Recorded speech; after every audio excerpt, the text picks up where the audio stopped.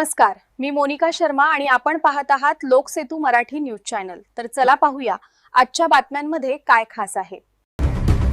साबा विद्युत उपअभियंता 8 लाखांची लाच घेताना रंगेहात।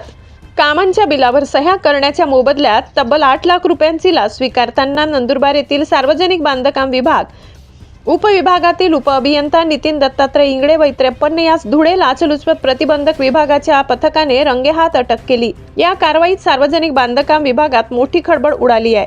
याबाबत सविस्तर माहिती अशी, तक्रारदार हे शासकीय नोंदणीकृत विद्युत ठेकेदार असून त्यांनी त्यांच्या फर्म मार्फत सार्वजनिक बांधकाम विभाग धुळे अंतर्गत नंदुरबार जिल्ह्यातील धडगाव तालुक्यातील 28 गाव पाड्यांमध्ये LED सोलर स्ट्रीट लाईट बसविण्याचे काम घेतले होते। प्रत्येकी 8,49,477 रुपये GST वगळून प्रमाणे एकूण 2,37,29,356 रुपयांची निविदा मंजूर होऊन वर्क ऑर्डर देण्यात आली होती। ठेकेदाराने सदर कामे ठरलेल्या मुदतीत पूर्ण केली। या कामांच्या बिलांपैकी मार्च 2025 मध्ये 41 लाख रुपयांचे बिल अदा करण्यात आले होते। हे बिल मंजूर करून देण्यासाठी उपअभियंता नितीन इंगळे यांनी ठेकेदाराकडून 80,000 रुपये स्वीकारले। उर्वरित 30,000 रुपये पुढील बिलावेळी देण्याची मागणी केल्याचे तक्रारीत नमूद झाले। त्यानंतर डिसेंबर 2025 मध्ये उर्वरित कामाचे 2,02,05,525 रुपये ठेकेदाराच्या फर्मच्या बँक खात्यात जमा करण्यात आले। या रकमेच्या मोबदल्यात उपअभियंता इंगळे यांनी 8,50,000 रुपयाच्या लाचेची मागणी केली।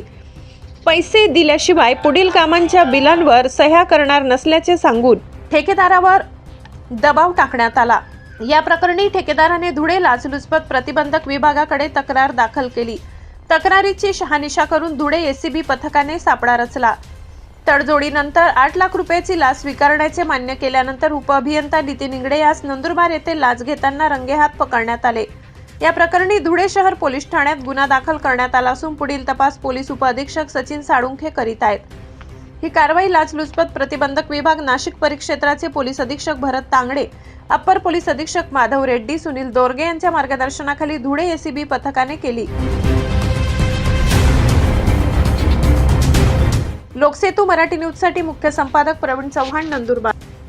साठी एवढंच। ताज्या घडामोडी, स्थानिक बातम्या आणि महत्त्वाच्या अपडेट्स जाणून घेण्यासाठी आमच्या लोकसेतू मराठी न्यूज चॅनलला सबस्क्राइब करा। धन्यवाद।